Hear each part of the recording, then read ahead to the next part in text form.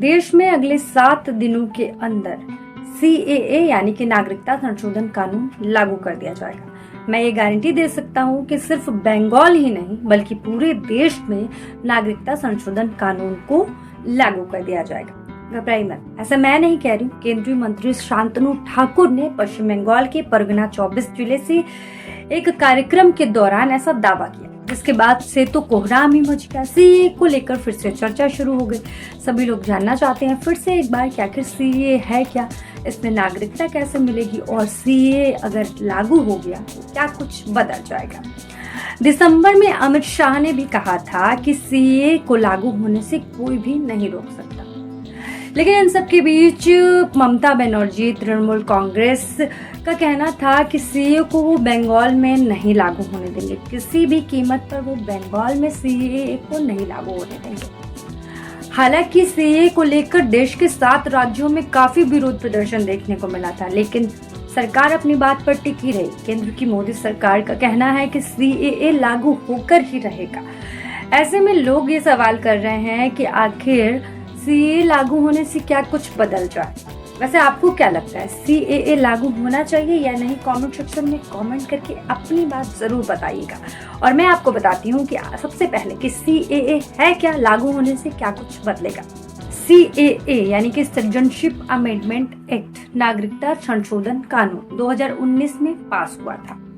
इस कानून के तहत बांग्लादेश, पाकिस्तान और अफगानिस्तान से 31 दिसंबर 2014 तक भारत आए प्रताड़ित गैर मुस्लिम हिंदू, सिख, जैन, बौद्ध, पारसी और ईसाई को भारत की नागरिकता दी जाएगी। दिसंबर 2019 में संसद से सीएए पारित किया गया था। कानून पारित होने और राष्ट्रपति की मंजूरी मिलने के बाद देश के कुछ हिस्सों में बड़े पैमाने पर प्रदर्शन हुए थे।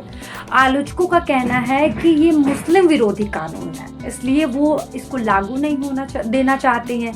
बंगाल भी इसके खिलाफ है। बंगाल नहीं चाहता है बिल्कुल भी कि उसके राज्य में सीए लागू हो, लेकिन अमित शाह अपनी बात पर अड़े हुए हैं। उनका कहना है कि ये कानून तो लागू होकर ही रहेगा। अब खबर ऐसी आ रही है कि केंद्र सरकार के पास सीए कानून का सारा ब्यौरा तैयार है और जैसे ही लोकसभा चुनाव की तारीख आएगी उससे पहले ही इसको अधिसूचित कर दिया जाएगा। अब सवाल ये है कि अगर ये लागू हो गया तो 3 पड़ोसी मुस्लिम बाहुल्य देश पाकिस्तान, बांग्लादेश और अफगानिस्तान से आए उन लोगों को भारत की नागरिकता मिल जाएगी जो दिसंबर 2014 तक किसी न किसी प्रताड़ना का शिकार होकर भारत आए थे। चलिए ये जानते हैं कि इससे किसको नागरिकता मिलेगी। वैसे तो नागरिकता देने का पूरा अधिकार जो है वो केंद्र सरकार के पास है। पाकिस्तान, बांग्लादेश और अफगानिस्तान से आए हिंदू, सिख, बौद्ध, जैन, ईसाई और पारसी धर्म से जुड़े शरणार्थियों को भारत की नागरिकता दी जाएगी। पूरी प्रक्रिया है जो नागरिकता देने की वो ऑनलाइन होगी।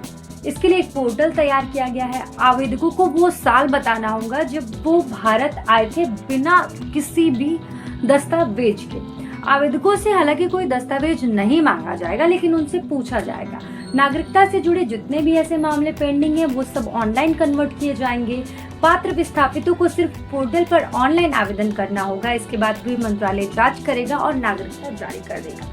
अब सवाल ये है कि विपक्ष इसका विरोध क्यों कर रहा है।